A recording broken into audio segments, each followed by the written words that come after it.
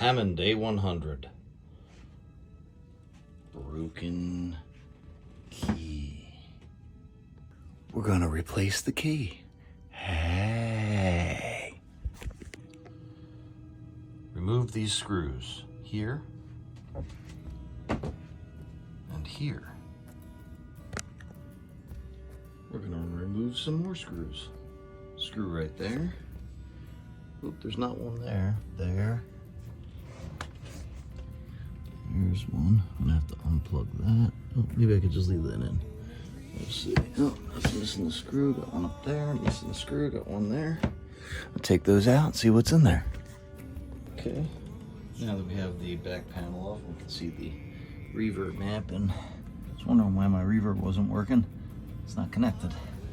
We'll fix that.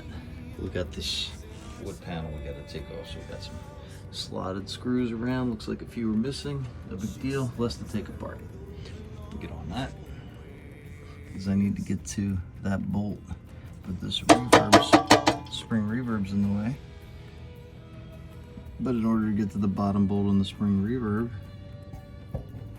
which is down there, I have to take this last screw. Let me see if I can get my camera on it. I don't think I can see it with the camera. There's another screw back there. There's 4 screws holding the amplifier down. So I'm gonna take the amplifier out in order to get the reverb out, in order to get the bolt out, which frees up the manual to move.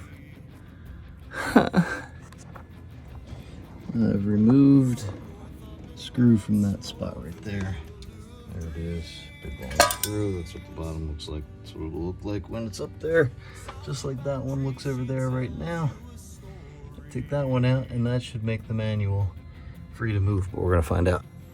I do want to say that I removed the large bolts on either end, and that holds the drawbar assembly to both of the manuals. This is the length of the screws, so once those 2 bolts I was showing you are removed in the back, and of course I had to remove the entire reverb assembly. Here we go. Lifting it up. And then I can see the keys there. Where the keys rest, and I'll be able to reach the nut that's holding that broken key into its place. Something I forgot to point out in the last video, you could see those nuts. There's a set of those nuts above this. That's the other manual, that aluminum plate there. See this aluminum plate? Manual's in front of that, lower manual's in front of that.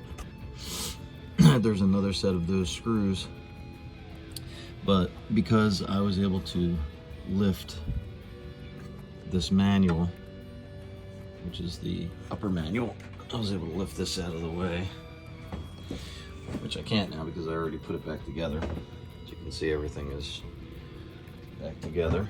You can also see that the key is in place. That's the new key. There is a nut, same size as these, 1/4" hex nut. 1/4" hex nut. I loosened it. When you loosen it, you can remove the key. You don't have to remove the nut. You can just loosen that nut, and then you're able to lift the key out of the nut, pull it back a little bit, and lift it out of its spot. This is the backwards beginning of the story of the replacement of the broken Hammond A-100 key. Here's the broken key. Here's the replaced key. Something I forgot to point out as I was removing it, because it was very early in the morning. This is the part you can see around the back. You see the hex nuts. The hex nut tightens this portion down, and you just loosen that hex nut and this will lift up, and then you can, when the key is assembled, this flat part sits up against this piece of metal, So then you can pull this back and then you just pull that out. It was broken in half, so I don't really have anything tricky to have to do. You have to lift this manual, which lifts up. I showed you that in the other video.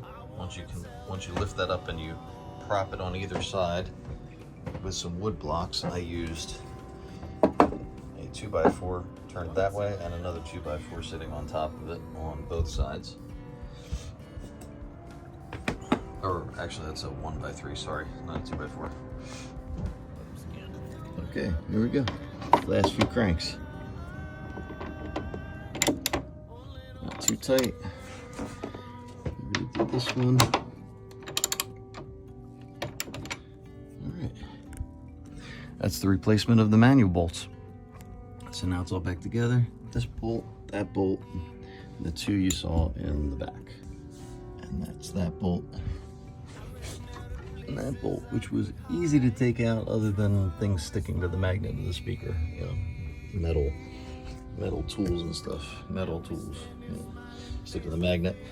So now, one thing I didn't try, which if I ever have to take it apart again, I may try back this thing out with a different kind of wrench and pull it just past the metal. I feel like I could get it past there if I was able to bend it without having to take this entire assembly apart, because in order to reach the screws that are down in there, which I can't really, I don't think I can see with the camera. Maybe now we can see them. There's a couple of screws down the bottom there. They're similar to these 1/4-inch hex nuts. I took the whole amp out, all 4 of those screws. There might still be some tape down there. I had to use tape to hold the screw onto the screwdriver because magnetic screwdriver wasn't working for some reason. Anyway, that is the story of replacing the bottom key on a Hammond A-100 organ. Thanks for watching.